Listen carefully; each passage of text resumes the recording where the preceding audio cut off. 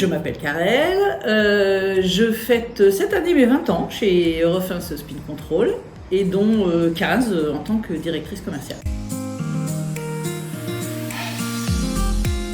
En fait, dans les cosmétiques, quand on veut prouver l'efficacité d'un produit, c'est un peu plus qu'une formalité, je dirais que c'est même souvent la clé pour créer un lien de confiance entre une marque de produits finis et les consommateurs, entre un fabricant d'actifs et ses clients. Et moi, mon rôle, c'est justement de les accompagner dans cette démarche qui va en fait leur permettre de valider scientifiquement leurs allégations.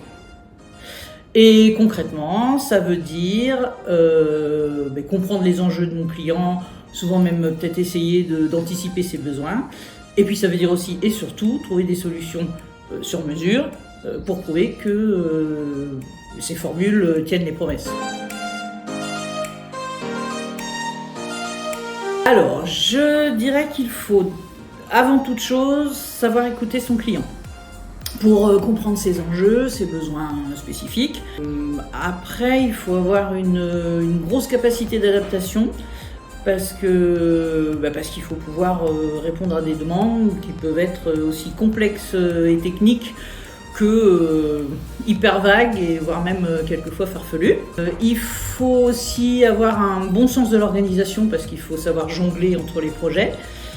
Et bien sûr, le plus important, avoir une aisance, mais je dirais peut-être plutôt une sensibilité relationnelle pour créer des liens de confiance, en fait, bâtir des relations avec le client qui soient vraiment solides et durables. Et ça, personnellement, ça me tient vraiment à cœur.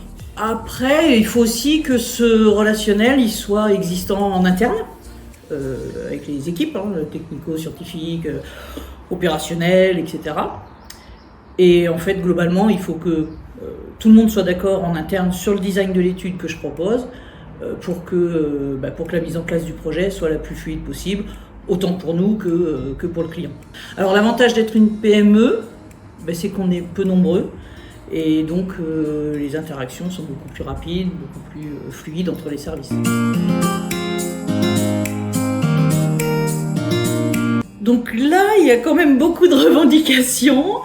Je ne parle pas de l'anti-âge qui reste un incontournable, plutôt un classique chez nous. En ce moment, je dirais que c'est peut-être le capillaire qui a le plus le vent en poupe. Il y a vraiment un réel engouement pour des revendications de plus en plus pointues. Je pense au renforcement de la fibre, à la réparation des cheveux abîmés, la protection aux agressions extérieures, des choses comme ça.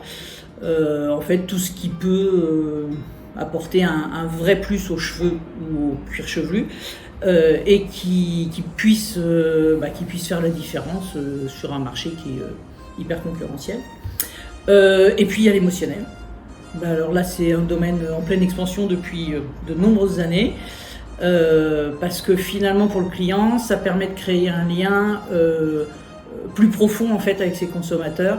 Je veux dire qu'au-delà de prouver que le produit est efficace, ça démontre en plus qu'il procure une vraie expérience positive comme le well aging, l'amélioration de l'humeur, la confiance en soi, etc. Et ça touche en fait des aspects qui sont beaucoup plus intrinsèques. Alors mes journées sont assez rarement identiques. Généralement ça commence par le point sur les projets en cours, les priorités du jour, des choses comme ça. Mais ce qui est vraiment au cœur de mon métier au quotidien, je dirais que c'est l'échange et le partage.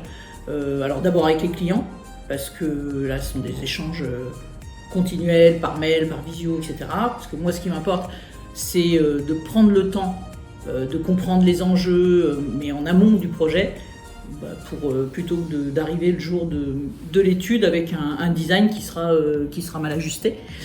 Avec les clients donc, ça d'accord, mais aussi, ce qui occupe beaucoup mes journées, c'est de travailler en collaboration avec les équipes techniques en interne donc, pour m'assurer que les solutions qu'on propose répondent vraiment aux attentes des marques. Donc disons qu'en bref, c'est beaucoup d'échanges, que ce soit discussion avec les clients ou réunion avec les collaborateurs. Et puis, je veille aussi à maintenir un lien récurrent avec les clients moins fidèles, moins constants, pour leur remémorer régulièrement les solutions qu'on peut leur apporter. Oui, toujours au milieu de mes journées.